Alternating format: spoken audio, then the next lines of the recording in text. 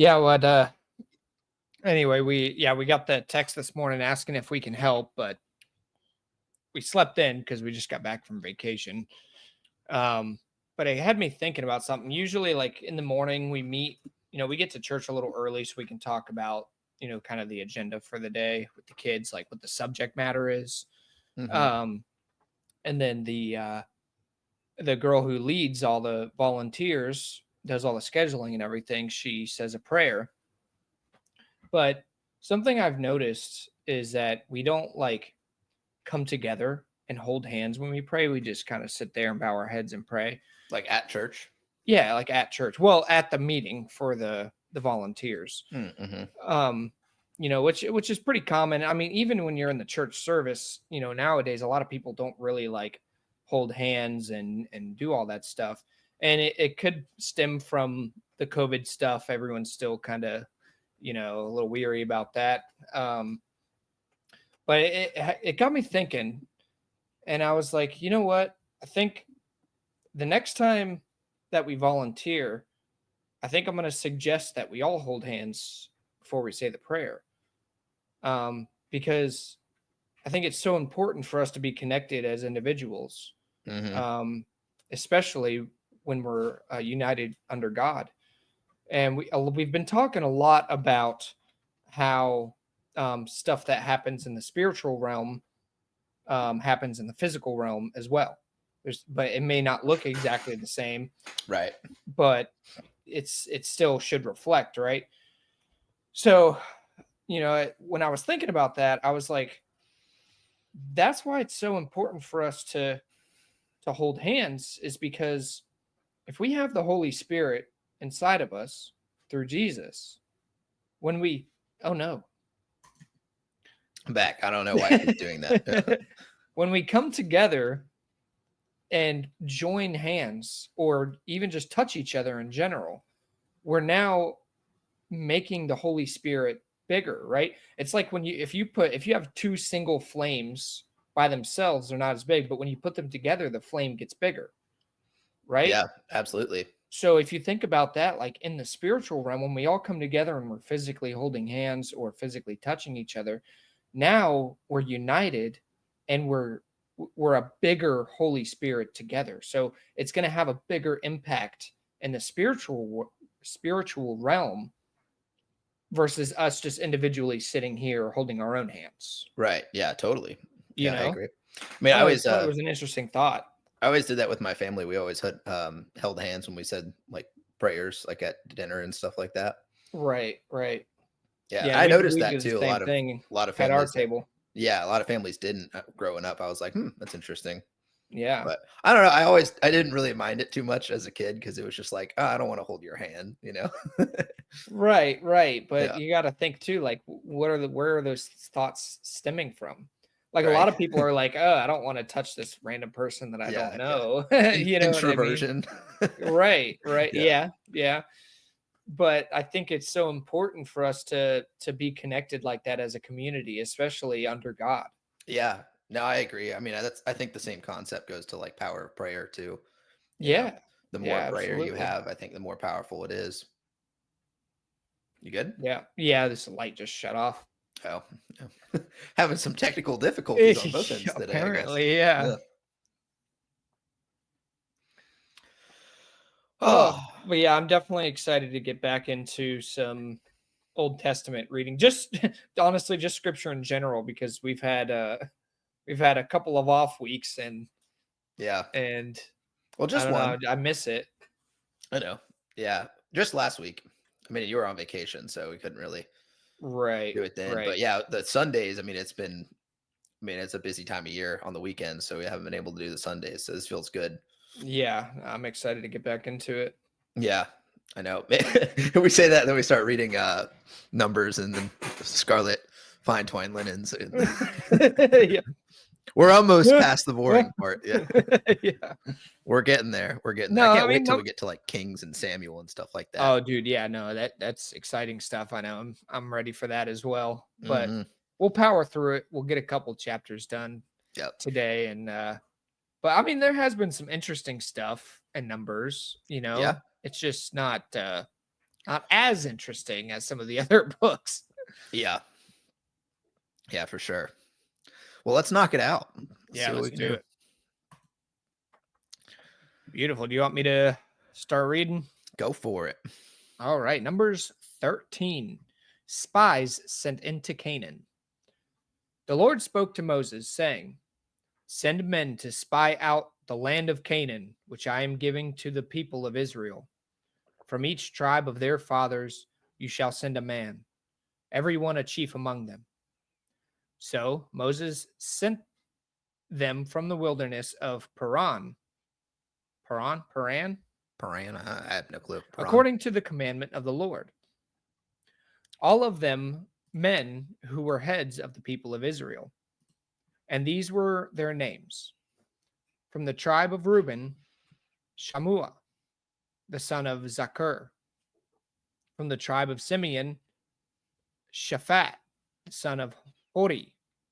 From the tribe of Judah, Caleb, the son of Jephunneh. From the tribe of Issachar, Igal, the son of Joseph. And you make sure I'm looking where those semicolons are. From the tribe of Ephraim, Hoshea, the son of Nun. From the tribe of Benjamin, Palti, the son of Raphu. From the tribe of Zebulun, Gadiel, the son of Sadi. From the tribe of Joseph, that is, from the tribe of Manasseh, Gadi, the son of Susi. From the tribe of Dan, Amiel, the son of Gemali. From the tribe of Asher, Sether, the son of Michael. From the tribe of Naphtali, Nabi, the son of Vapsi. From the tribe of Gad, Guel, the son of Maki. Makai? I don't know. These names are weird. Oh, you finished them, so there you go. Yeah. These were the names of the men whom Moses sent to spy out the land. And Moses called Hoshea, the son of Nun, Joshua. Moses sent them to spy out the land of Canaan and said to them, Go up into the Negeb and go up into the hill country and see what the land is, and whether the people who dwell in it are strong or weak, whether they are few or many, and whether the land that they dwell in is good or bad, and whether the cities that they dwell in are camps or strongholds, and whether the land is rich or poor, and whether there are trees in it or not. Be of good courage and bring some of the fruit of the land. Now the time was the season of the first ripe grapes. So they went up and spied out the land from the wilderness of Zin to Rehob near Lebo Hamath. They went up into the Negeb and came to Hebron. Ahiman, Sheshai, and Talmai, the descendants of Anak, were there. Hebron was built 7 years before Zoan in Egypt. And they came to the valley of Eshcol and cut down from there a branch with a single cluster of grapes. And they carried it on a pole between two of them. They also brought some pomegranates and figs. That place was called the Valley of Eshcol because of the cluster that the people of Israel had cut down from there. Report of the spies. At the end of 40 days, they returned from spying out the land, and they came to Moses and Aaron and to all the congregation of the people of Israel in the wilderness of Paran at Kadesh. They brought back word to them and to all the congregation and showed them the fruit of the land. And they told him, We came to the land to which you sent us. It flows with milk and honey, and this is its fruit. However, the people who dwell in the land are strong, and the cities are fortified and very large. And besides, we saw the descendants of Anak there. The Amalekites dwell in the land of the Negeb. The Hittites, the Jebusites, and the Amorites dwell in the hill country. And the Canaanites dwell by the sea and along the Jordan. But Caleb quieted the people before Moses and said, "Let us go up at once and occupy it, for we are well able to overcome it." Then the men who had gone up with him said, "We are not able to go up against the people, for they are stronger than we are." So they brought to the people of Israel a bad report of the land that they had spied out, saying, "The land through which we have gone to spy it out is a land that devours its inhabitants, and all the people that we saw in it are of great height. And there we saw the Nephilim, the sons of Anak, who come from the Nephilim. And we seemed to ourselves like grasshoppers, and so we seemed to them." Well, Interesting. I didn't highlight anything except for that last little bit right there from 31 all the way to the end. Oh, yeah? Hmm. Yeah, I mean, it goes directly into this promised land theory that we've been talking about, right? Yeah. Where God had promised them this land, right? And then they went out and sent spies out to go check out the land to see what's ahead of them. And lo and behold, the promised land that God was like, "Hey, I'm giving this to you," is inhabited by literal giants. Yep. And they're like, "We can't do this." So imagine what's going through their heads right now. Yeah. Like They don't have God enough has faith. God has betrayed us. Like, look at what like they're Yeah. feeling crushed right now. Mm-hmm. But they have to remember God's promise in this situation. Right. And we do know the outcome, like they don't end up remembering it. At least these guys don't. Their offspring does, but yeah, I mean, imagine like it's easy to sit here and read it and be like, "Oh, like they're so stupid.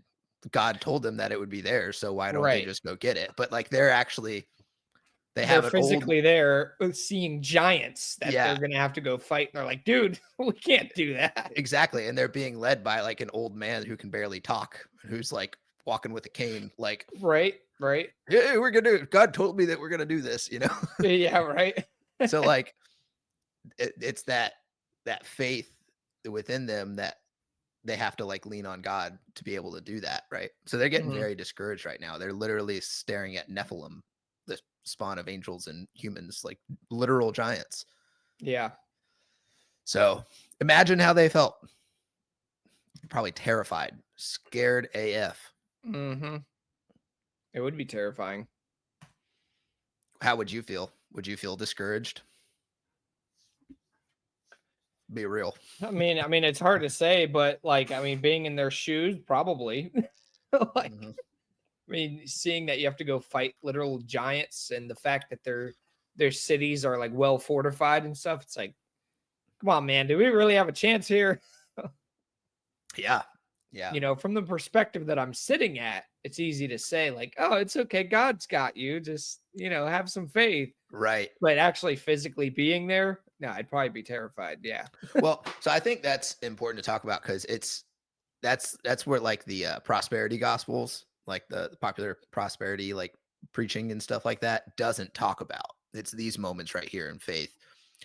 Because just because you're in faith doesn't mean that you won't be tried or tested, Right. right? And it's like God's telling them to go do something that to a human looks literally impossible.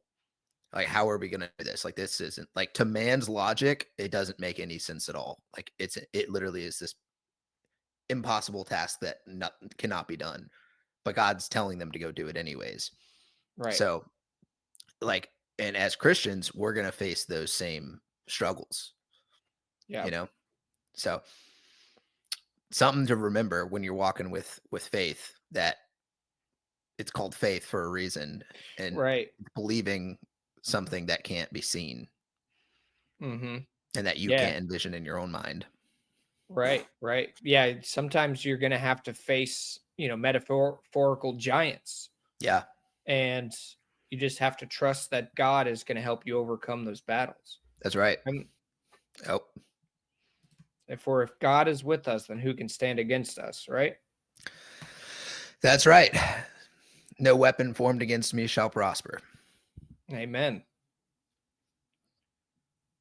But I think it's cool too because like with all like these new discoveries and stuff going on, like all these more recent discoveries. I mean, plus not just recent ones, but things that have been discovered over the last couple centuries. I mean, it says in the Bible like giants were real.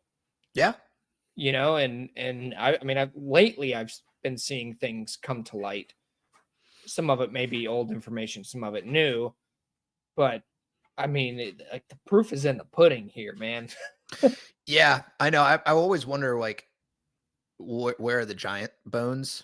You know, like it's always kind of a curiosity to me. There's a lot of conspiracy theories out there that say they're like hidden in the Smithsonian, um, and like in these, like they're keeping them a secret for a reason.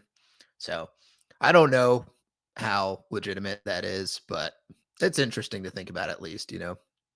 Yeah, You can dive down a wormhole for that one for sure. But there's like yeah, reports of people finding giant bones all over the place, and then all of a sudden they just like go missing and like never get heard of again. It's like, yeah. I mean, well, you see, like, I mean, there's like Bigfoot museums all over the country, yeah, too. You know, hey, look, yeah. Devin's here. Oh, Devin's in? Yeah, his camera's not on yet, though. I'll wait till. Let's He see what always I can. joins during the Old Testament ones. Like, did you tell him we were hopping on? Yeah. Oh, Oh, there he is. oh, he's not Oh, on screen. yeah. It's because I forgot. I have to. There we go. What's up, buddy? Hey guys, What's up, dude? I'm here for listening session. Oh, okay. You want us to put you in the background? Either or, I'm cool with it. I'm just going to be on the road for the next hour and a half, driving to take Haley and Maddie home. Oh, nice. Okay. It is a little loud with the car, so I think we I'll, might I'll throw mute you in the back. myself. I'll mute myself. Yeah, we'll just throw you in the back. It's okay. That works. All right. Oh, sorry. Yeah, we both did it at the same time. Yeah. But yeah, the giant bones, man. So Yeah, I mean, I definitely like understand where you're coming from as far as like it's a conspiracy. We don't really know if it's true, but I did see a testimony from some guys who were over in the Middle East, and both of them claimed to have seen a giant. It was far away, but they said it was massive, and like one guy was just staring at it, yeah, and he's like, I believe that stuff was true, so it didn't like shock me, but it was still like shocking to look at. And then he's like, he called his buddy over. He's like, hey, come over here. Do you remember that? I And he saw was that like, same yeah, video. dude, it was so Yeah, crazy. And he's like, he started like freaking out because they couldn't believe it. And I was like, that's an interesting testimony. yeah. But you also see like, in Bigfoot museums, like these huge footprints. It's like, okay, were those made, man-made, or were they real? Those, I think the like archaeologists, I forget what it's called, but it was essentially like a giant sloth, is what they think that those footprints were. Oh, really? Yeah, I forget what Even the though they name. look like just like human footprints, Mm-hmm. just bigger. Yeah. I don't know, man. I think that I think personally that there's people out there who are trying to hide the truth. Yeah.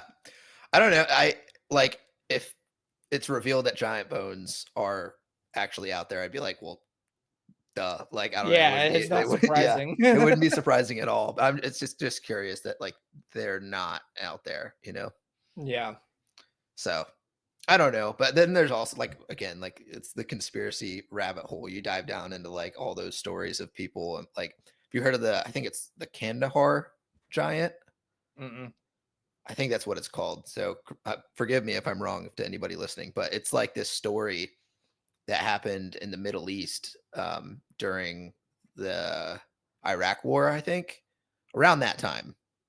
And there was like this reports of this giant that lived in a cave, and the US sent in like a SEAL team, I think, or like a Green Beret, like a special ops team in there, and they encountered this like 9 to 10 foot tall giant that had 6 fingers and like red hair.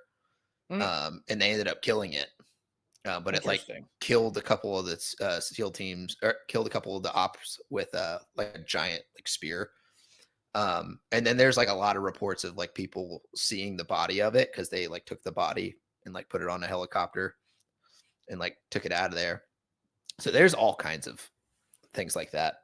Well, I mean, like they said that people who believe in aliens were conspiracy theorists for the last, I don't know, century. And then all Yeah. of a sudden our government comes out and is like, "Oh yeah, they're real. No Yep. big deal." Yeah. It's Yeah. like, okay, well, what else are they lying about? Yeah. Have you watched that show House of David yet?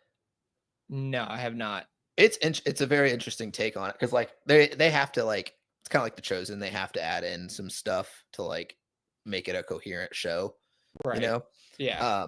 But it's all about like the lifeline of David, and for Goliath, who's a Nephilim, like part of the Nephilim bloodline at least. um, they One of the things that they did that was like different from the Bible, that it's just not clarified in the Bible, so we don't know how Goliath joined the Philistines, but in the show it shows them hiding in caves, and there's like a family of them because it does mention Goliath's brothers in the Bible as well. Mm. Why does this keep happening? There we go.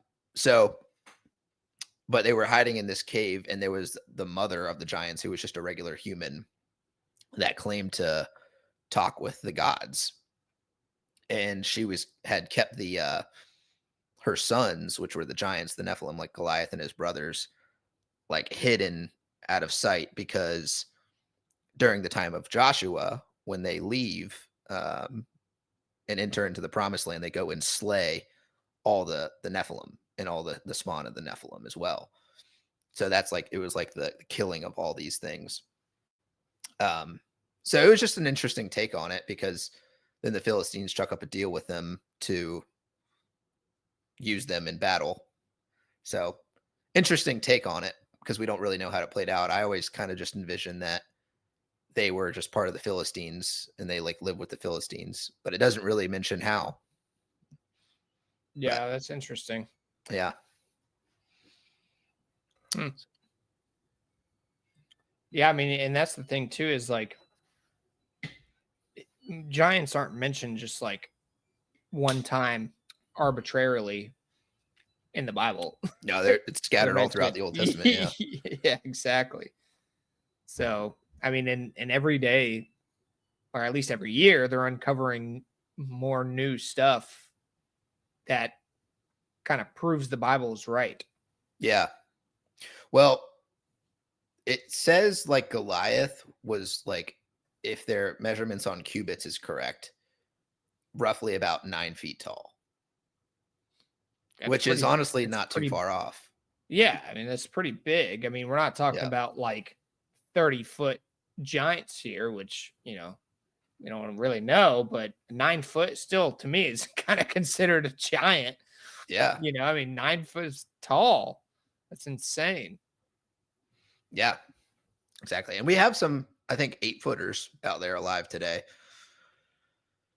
So, Yeah. I mean, So, look at Shaq. He's almost 8 foot. He's like 7 something. yeah. I don't know what is going on with my camera, dude. This is wild. Okay. Hopefully that fixed it. Yeah. Might have just been a loose connection. I think that's probably what it was. Oh, okay. It's the devil Ugh. trying to stop us from doing this stuff. He doesn't want us to talk about God. Uh, All right. Well, I can start up this next reading if you'd like. yeah, let's do it. All right. People rebel. Perfect lead into not believing God's promise, right? Mm-hmm. The people rebel. Then all the congregation raised a loud cry, and the people wept that night.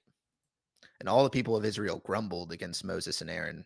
And the whole congregation said to them, "Would that we had died in the land of Egypt, or would that we had died in this wilderness? Why is the Lord bringing us into this land to fall by the sword? Our wives and little ones will become a prey. Would it not be better for us to go back to Egypt?" And they said to one another, "Let us choose a leader and go back to Egypt. Then Moses and Aaron fell on their faces before all the assembly of the congregation of the people of Israel. And Joshua, the son of Nun, and Caleb, the son of Jephunneh, who were among those who had spied out the land, tore their clothes and said to all the congregation of the people of Israel, "The land which we passed through to spy it out is exceedingly good land. If the Lord delights in us, he will bring us into this land and give it to us, a land that flows with milk and honey. Only do not rebel against the Lord, and do not fear the people of the land, for they are bread for us. Their protection is removed from them, and the Lord is with us. Do not fear them." Then all the congregation said to stone them with stones. But the glory of the Lord appeared at the tent of meeting to all the people of Israel. And the Lord said to Moses, "How long will this people despise me? And how long will they not believe in me? In spite all the signs that I have done among them, I will strike them with the pestilence and disinherit them, and will make of you a nation greater and mightier than they." Moses intercedes for the people. But Moses said to the Lord, "Then the Egyptians will hear of it, for you brought up this people in your might from among them, and they will tell the inhabitants of this land, they have heard that you, O Lord, are in the midst of this people. For you, O Lord, are seen face to face, and your clouds stand over them, and you go before them in a pillar of cloud by day and a pillar of fire by night.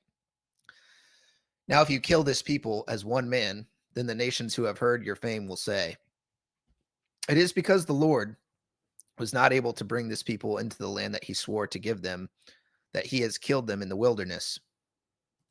Now, please let the power of the Lord be great as you have promised, saying, 'The Lord is slow to anger and abounding in steadfast love, forgiving iniquity and transgression. But he will by no means clear the guilty, visiting the iniquity of the fathers on the children to the third and fourth generation. Please pardon the iniquity of this people according to the greatness of your steadfast love, just as you have forgiven this people from Egypt until now."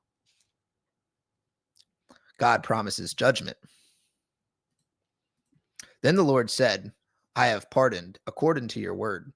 But truly, as I live, and as all the earth shall be filled with the glory of the Lord, none of the men who have seen my glory and my signs that I did in Egypt and in the wilderness, and yet have put me to the test, the test these 10 times, and have not obeyed my voice, shall see the land that I swore to give their fathers.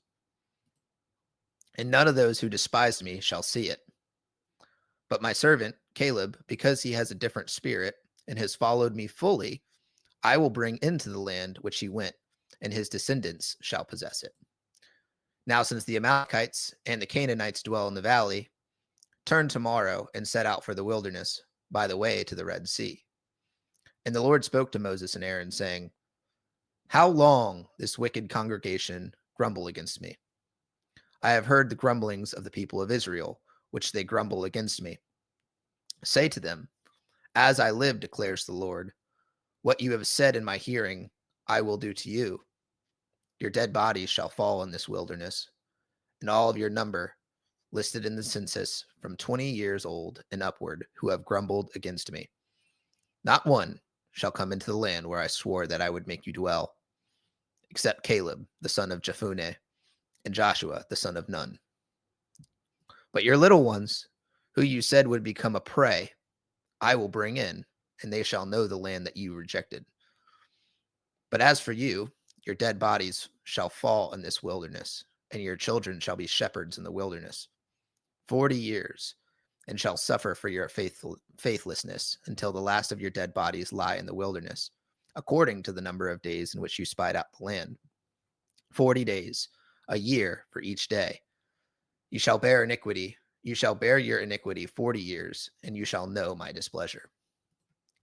I, the Lord, have spoken. Surely will I do to all this wicked congregation who are gathered together against me. In this wilderness they shall come to a full end, and there they shall die." And then the men of whom Moses sent to spy out of the land, who returned and made all the congregation grumble against him by bringing up a bad report about the land, The men who brought up the bad report of the land died by plague before the Lord. Of those men who went to spy out the land, only Joshua the son of Nun and Caleb the son of Jephunneh remained alive. Israel defeated in battle. When Moses told these words to all the people of Israel, the people mourned greatly. And they rose early in the morning and went up to the heights of the hill country, saying, "Here we are. We will go up to the place that the Lord has promised, for we have sinned." But Moses said, "Why are you now transgressing the command of the Lord, when that will not succeed? Do not go up, for the Lord is not among you, lest you be struck down before your enemies. For there the Amalekites and the Canaanites are facing you, and you shall fall by the sword. Because you have turned your back from following the Lord will not be with you." But they presumed to go up to the heights of the hill country, although neither the ark of the covenant of the Lord nor Moses departed out of the camp. Then the Amalekites and the Canaanites who lived in that hill country came down and defeated them and pursued them even to Hormah. You done messed up, Aaron.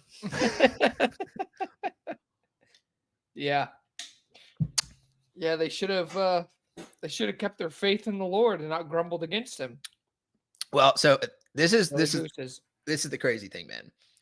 How it's so easy to just say that, right? Yeah. But again, look at what they're facing.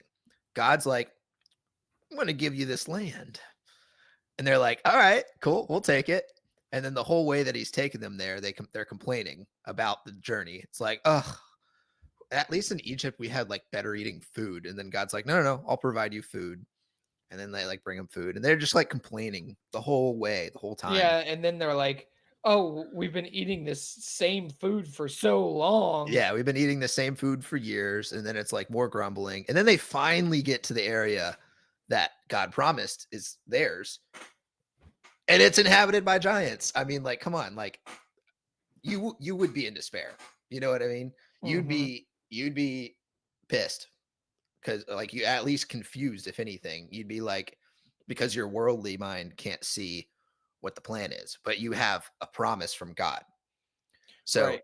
it's almost this like illogical thing that you have to do. It's illogical to man to say like, I'm going to believe in God to do this impossible thing. And you Right. have to like overcome like all this logical stuff and almost believe this illogical thing. And if you do that, then you'll be blessed. And what's really interesting here is they rebelled, said, "Yeah, we can't do this." They got the logical mind and they said, "We can't do this. Therefore, we're not going to do it." And then God rebukes them using Moses and Aaron. And then they're like, "Oh crap, we messed up. I'll go do it anyways." And then God's like, "No, dude, I'm not with you. Yeah, it's too late. It's too late." Like, and they go anyways and they die because they just, again, went against the word of the Lord. Right. And here's the cool thing is this is before Jesus came, right? So because they disobeyed and had no faith and lack in faith, they were not given that second chance. But because Jesus has died and redeemed us for our sins, we now have the ability to make those mistakes. So if this happened in today's time, in the time of Jesus in the new covenant, even that wicked generation that didn't believe could still get into the promised land. Right. And that's something like to remember, you know? Yeah, absolutely. I mean, but there were individuals like Caleb who did have the faith. Yeah. You Yeah. know, I mean, it's important to be like Caleb. Yeah. And Joshua. Yeah. That sermon that I told you about when we started this podcast, Hmm.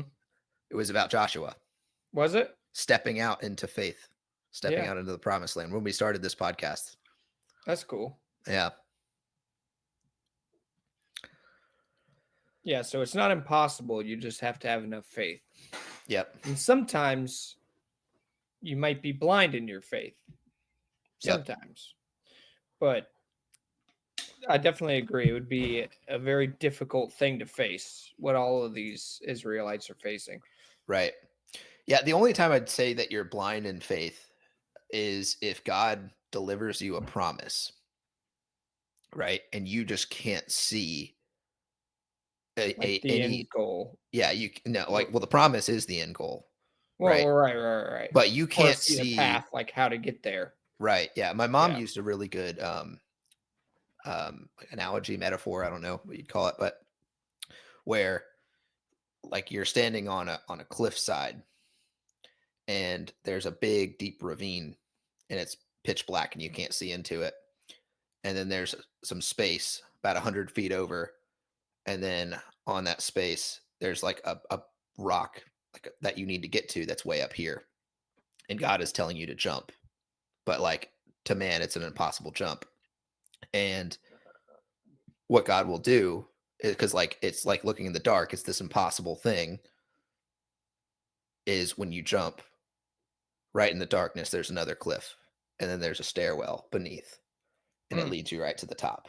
But you have to jump out into that faith, not knowing what's going to come or how you're going to get there or what's going to be delivered, but the promise that you're going to get to that rock and that God's going to get you there. But you have to take that step and walk into the unknown, right. trusting that God is with you. Yep. And that's exactly what's going on here. Yeah. Yeah, I like that metaphor. It's also interesting too, because Jesus is, or Moses is kind of this representation of the coming of Jesus as well, because Moses not bargains, but pleads with God to forgive the people of their sins. Yeah. Yeah, in verse 19, please pardon the iniquity of the people according to the greatness of your steadfast love, just as you have forgiven this people from Egypt until now. And God is faithful and he delivers on his promises, Yep. and he still gives them the land eventually.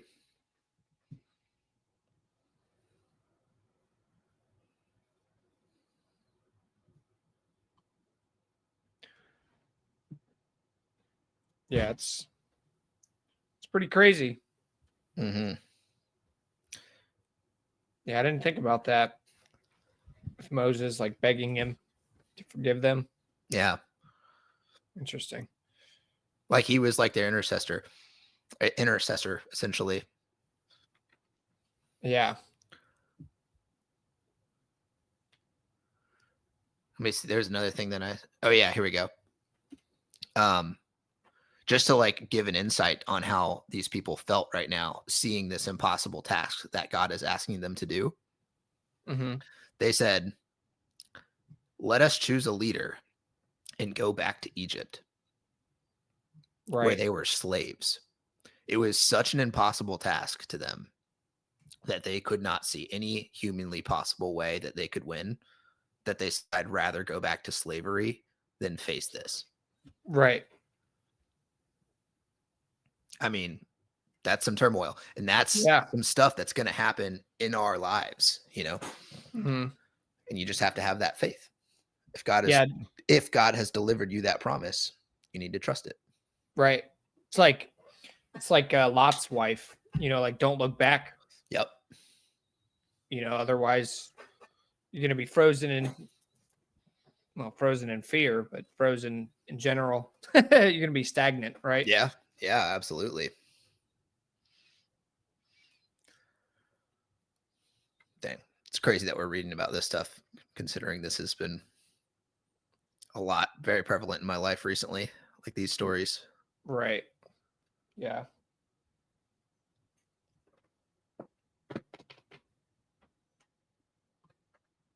You got anything else you want to cover? No, I don't think so. I'm just looking through. I highlighted quite a bit, but like I think I've already touched on all the points that I wanted to make. Oh, I guess 11 too. God said to Moses, how long will these people despise me, and how long will they not believe in me, in spite of all the signs that I have done among them? I will strike them with pestilence and disinherit them, and will make you a nation greater and mightier than I. God's saying, I'll give you all the signs. I'll like work in your life. Like up until this point, I've been doing all that. Are you recognizing that I'm doing this? Like, Because it looks like you are, but you still don't believe me when I tell you to do something for your own good, you know? Mm-hmm. So God's calling them into obedience at that moment. Yeah. And they failed. Yeah. Well, I think he's calling all of us into obedience, right? Oh, Because yeah, for sure. that's what helps us grow closer to him. Yeah, well, it's like the desert season is like learning to obey, right? So it's like you start off with the promise, or you start off with like Egypt, which is under this other control. You're in slavery, quote unquote. Um, and God is pulling you out. So it's like kind of symbolic of like the world, what we're living in, Mm-hmm. fallen Right. kingdom, right? Right. And then the desert season or the wilderness years is God pulling us away from that and refining us and teaching us Yeah. It's to our lean on God's trials. ways. Yep. Right. And say, look, everything that you do and like you're scared about and you complain about, I'll provide for you. I'll take care of you. And then that's like a learning season and a testing season where you're learning to rely and trust on God. And then the promised land, the pulling out of that is like the final test of obedience outside of the wilderness. And it's like put everything that you've learned in the wilderness season into play right now, because this is going to be, it's going to look like your hardest test yet. But this is what I've been training you for. This is what I've been preparing you for. Boom, here it is. Pass that test. And then the next season is like learning to prosper and still be with God in prosperity. So it's like there's different seasons and different times for these things, you know? Mm-hmm. Absolutely. So yeah, like being called to obedience is like that wilderness season. And then keeping the obedience is in that in the promised land.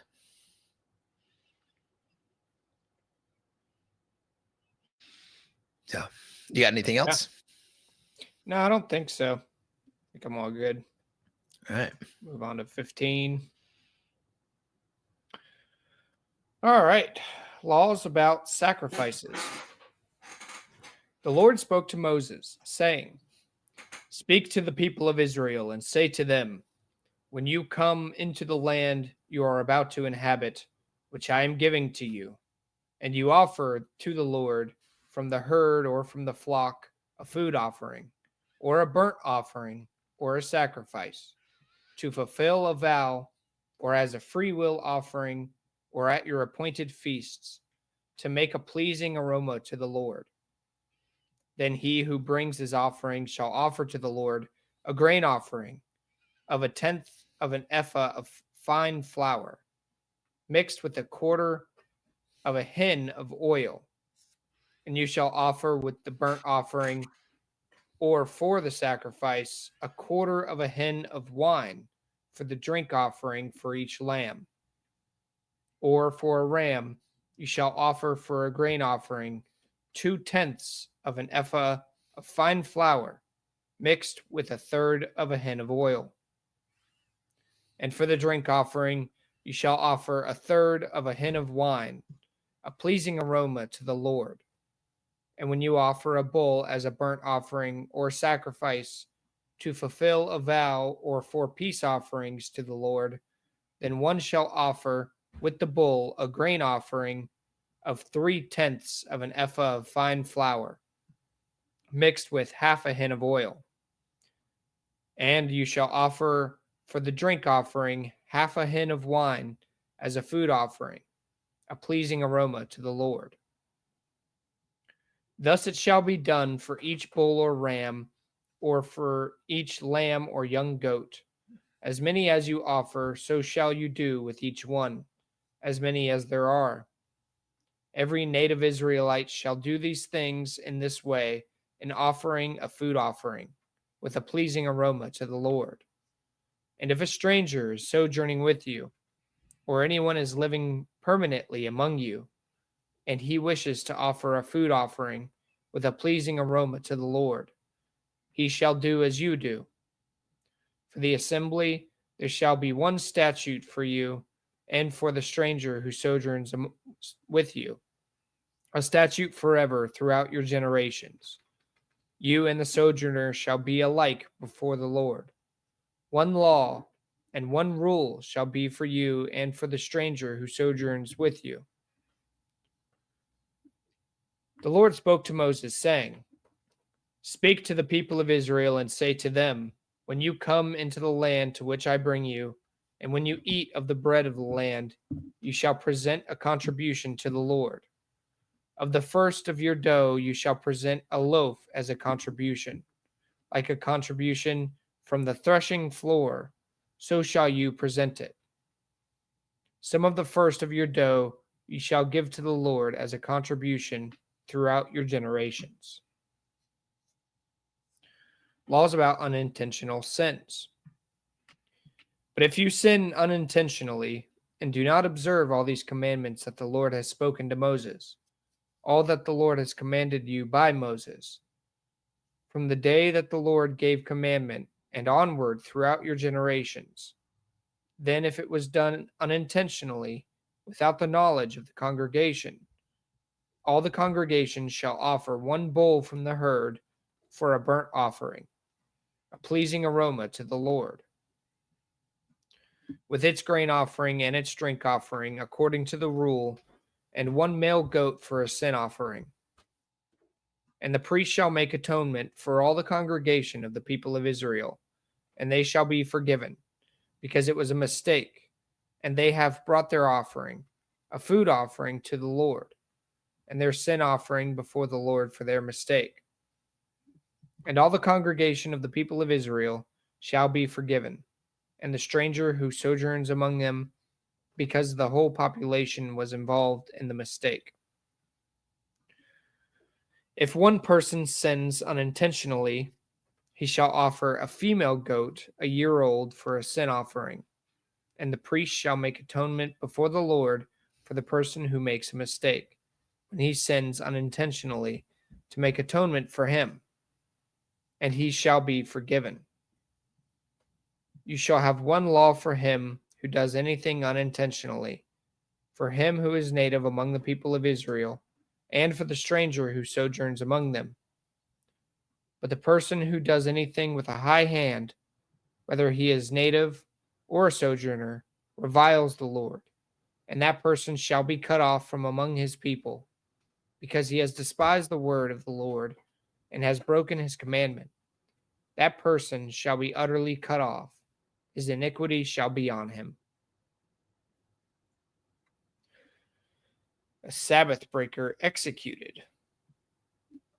While the people of Israel were in the wilderness, they found a man gathering sticks on the Sabbath day. And those who found him gathering sticks brought him to Moses and Aaron and to all the congregation. They put him in custody because it had not been made clear what should be done to him. And the Lord said to Moses, The man shall be put to death. All the congregation shall stone him with stones outside the camp. And all the congregation brought him outside the camp and stoned him to death with stones, as the Lord commanded Moses. Tassels Harsh. on, yeah, it is pretty harsh. But he broke the Sabbath, which is a pretty big deal. Jesus healed on the Sabbath. Yeah. Tassels on garments. Okay. The Lord said to Moses, Speak to the people of Israel and tell them to make tassels on the corners of their garments throughout their generations, and to put a cord of blue on the tassels of each corner. And it shall be a tassel for you to look at and remember all the commandments of the Lord, to do them, not to follow, after your own heart and your own eyes, which you are inclined to whore after.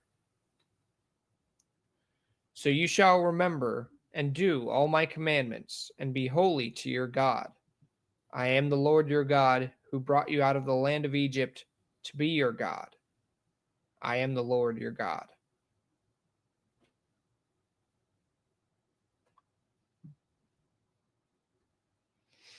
I'm so glad we don't have to live under these laws. Yeah. Yeah, me Imagine too. getting stoned to death for picking up sticks. Right? Yeah, it sucks. Yeah. I mean, it just goes to show, though, this is, again, before the time of Jesus, so we weren't forgiven, right? But Hmm. what's going on here is they're still in their wilderness season, right? They're still learning obedience. And it's just like God being like, I want you to do this. And then they don't do it, Right. you know? Right. And the wages of sin is death, right? Right. And obviously now, again, we're saved from that. But in this Old Testament writing, it's symbolic of what it actually represents, not only here on the physical, but also in the spiritual, you know? So we're forgiven for these things now, but without being forgiven, like in the first place, how would we ever learn these things? You know, like how would Right. we have known that the wages of sin is death if we were Right. just always forgiven? Right. You know, so, and we also have the choice to do those things or not. And Hmm. our choice is whether or not we want to follow God. It's as simple as that. Right. So even as something is like picking up sticks, is picking up sticks a bad thing? No, not at all. But God wanted him to rest that day and he disobeyed. Right. Hmm. So there's a time and a season, and if God's calling you to do something, you need to do it. Right. Exactly. And luckily, we're not condemned to death for it anymore, you know, Yeah. Yeah, it's true. this harsh stuff. Yeah.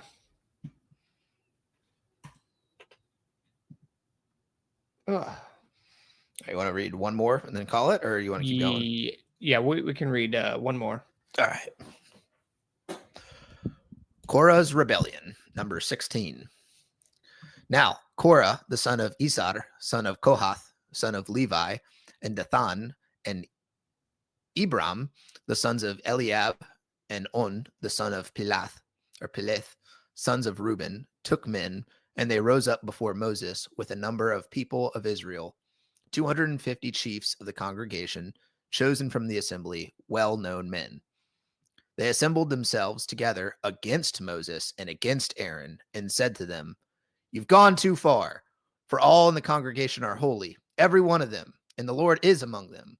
Why then do you exalt yourselves among the assembly of God? Why then do you exalt yourselves above the assembly of the Lord?"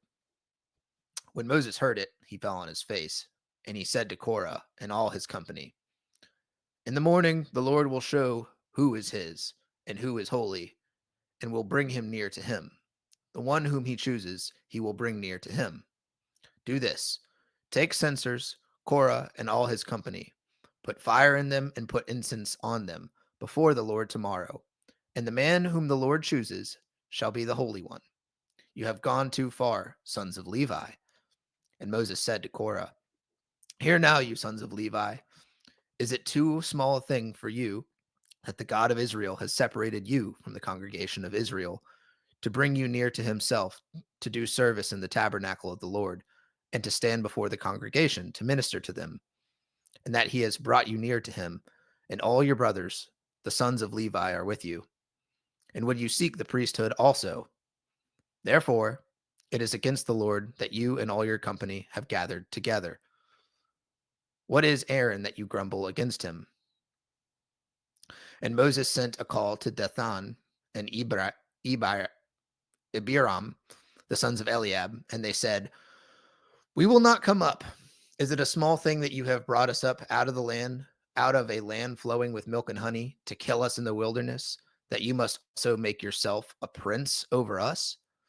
Moreover, you have not brought us into a land flowing with milk and honey, nor given us inheritance of fields and vineyards. Will you put the eyes, will you put out the eyes of these men? Will we not come up?" And Moses was very angry and said to the Lord, "Do not respect their offering. I have not taken one donkey from them, and I have not harmed one of them." And Moses said to Korah, "Be present, you and all your company, before the Lord, you and they and Aaron, tomorrow. And let every one of you take his censer and put incense on it, and every one of you bring before the Lord his censer. 250 censers. You also, and Aaron, each his censer. So every man took his censer and put a fire in them and laid incense on them and stood at the entrance of the tent of meeting with Moses and Aaron. Then Korah assembled all the congregation against them at the entrance of the tent of meeting. And the glory of the Lord appeared to all the congregation. And the Lord spoke to Moses and to Aaron, saying, Separate yourselves from among the congregation, that I may consume them in a moment. And they fell on their faces and said, O God, the God of spirits of all flesh, shall one man sin, and you will be angry with all the congregation? And the Lord spoke to Moses, saying, Say to the congregation, Get away from the dwelling of Korah, Dathan, and Abiram. Then Moses rose and went to Dathan, and Abiram and the elders of Israel followed him. And he spoke to the congregation, saying, Depart, please, from the tents of these wicked men, and touch nothing of theirs, lest you be swept away with all their sins. So they got away from their dwelling of Korah, Dathan, and Abiram. And Dathan and Abiram came out and stood at the door of their tents, together with their wives, their sons, and their little ones. And Moses said, Hereby you shall know that the Lord has sent me to do all these works, and that it has not been of my own accord. If these men die, as all men die, or if they are visited by the fate of all mankind, then the Lord has not sent me. But if the Lord creates something new, and the ground opens its mouth and swallows them up with all that belongs to them, and they go down alive into Sheol, then you shall know that these men have despised the Lord. And as soon as he had finished speaking all these words, the ground under them split apart, and the earth opened its mouth and swallowed them up with their households and all the people who belonged to Korah and all their goods. So they and all that belonged to them went down alive into Sheol, and the earth closed over them, and they perished from the midst of the assembly. And all Israel who were with them, all Israel who were around them, fled at their cry, for they said, Lest the earth swallow us up. And the fire came out from the Lord and consumed the 250 men offering the incense. Then the Lord spoke to Moses, saying, Tell Eleazar, the son of Aaron, the priest, to take up the censers out of the blaze. Then scatter the fire far and wide, for they have become holy. As for the censers of these men who have sinned at the cost of their lives, let them be made into hammered plates as a covering for the altar, for they offered them before the Lord, and they became holy. Thus they shall be a sign to the people of Israel. So Eleazar the priest took the bronze censers, which those who were burned had offered, and they were hammered out as a covering for the altar, to be a reminder to the people of Israel, so that no outsider who is not of the descendants of Aaron should draw near to burn incense before the Lord, lest he become like Korah and his company, as the Lord said to him through Moses. But on the next day, all the congregation of the people of Israel grumbled against Moses and against Aaron, saying, You have killed the people of the Lord. And when the congregation had assembled against Moses and against Aaron, they turned toward the tent of meeting. And behold, the cloud covered it, and the glory of the Lord appeared. And Moses and Aaron came to the front of the tent of meeting. And the Lord spoke to Moses, saying, Get away from the midst of this congregation, that I may consume them in a moment. And they fell on their faces. And Moses said to Aaron, Take your censer and put fire on it from off the altar, and lay incense on it, and carry it quickly to the congregation, and make atonement for them. For wrath has gone out from the Lord. The plague has begun. So Aaron took it, as Moses said, and ran into the midst of the assembly. And behold, the plague had already begun among the people. And he put on the incense and made atonement for the people. And he stood between the dead and the living, and the plague was stopped. Now those who died in the plague were 14,700, besides those who died in the affair of Korah. And Aaron returned to Moses at the entrance of the tent of meeting when the plague was stopped. Golly. The Lord went on a rampage. Yeah. have a mutiny on our hands over here too. Yeah. That's how bad it got, though, dude. Yeah, That's see, that's how they hard it became was. bitter. That's how hard Yeah, it was to see what God was promising. right. Yeah, they became bitter against Moses and Aaron. Yep. They're like, "Why are you why?"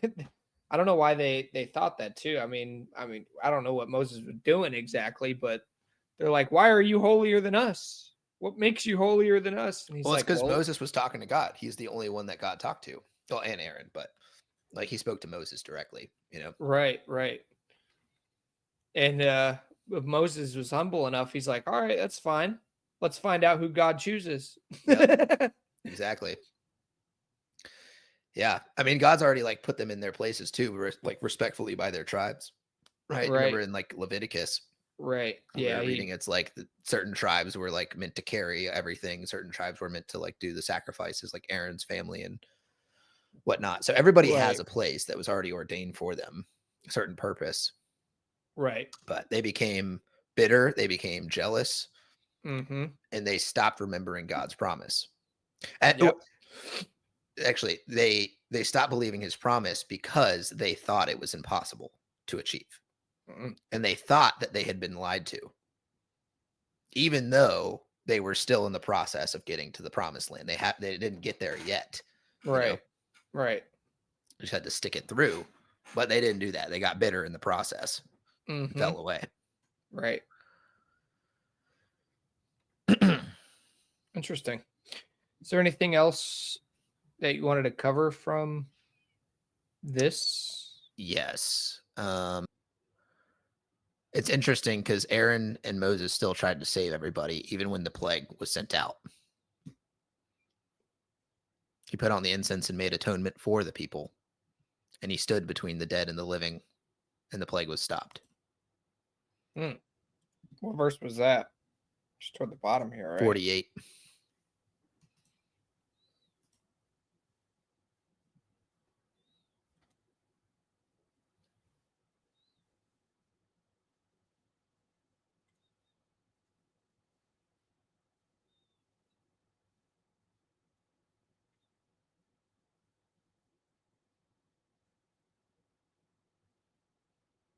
So yeah, even after all that, they were still like, "We're for the people, man.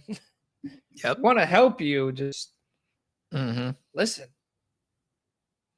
Don't let your mind consume you with unrighteousness." Yeah. And even after God like did that thing to Korah too, they were still like, "Mrr, we don't Yeah. believe you." Yeah. Like Right. God is sending them sign after sign after sign, Right. but they just are not willing to see it, you know? Yeah. Could you imagine the earth opening up under you? People falling in. Yeah. Like it's crazy. Yeah, man. I mean, God still works in that way. Like his character hasn't changed. We're forgiven now. We don't have to worry about death as long as we claim it. But faith is that big aspect of it, and he wants us to have faith. You know, you see Hmm. how serious it is in the Old Testament. How serious he wants us to take it. You know, Right.